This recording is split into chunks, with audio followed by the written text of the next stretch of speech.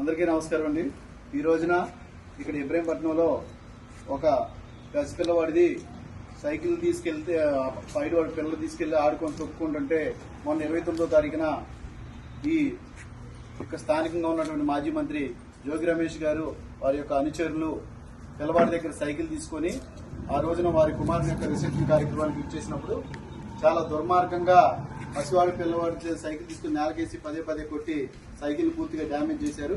ఈ రోజున ఏంటంటే తెలుగుదేశం పార్టీ ఏంటంటే కొండపల్లి పురపాలక ఆ పసిపిల్లవాడికి ఏదైతే ఉందో ఆ సైకిల్ డ్యామేజ్ ఏదైతే జరిగిందో దానికి రీప్లేస్మెంట్ గా తెలుగుదేశం పార్టీ వారు తీసుకొచ్చి వారి కుటుంబ సభ్యులకి సైకిల్ అప్పచెప్పడం జరిగింది.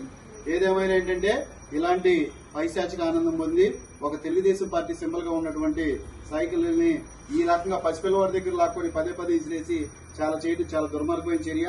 వీళ్ళు 170 సీట్లు 11 సీట్లకు పరిమితమైనా కానీ ఇంకా వీళ్ళకి సిగ్గు రాలేదు. ఈసారి అయినా సరే ఏంటంటే ఇలాంటి పరిస్థితులు పునరావృతం కాకుండా దీని మీద చర్యలు కూడా తీసుకోవాలని చెప్పి తెలుగుదేశం పార్టీ నాయకులందరం కూడా మేము కోరడం జరిగింది.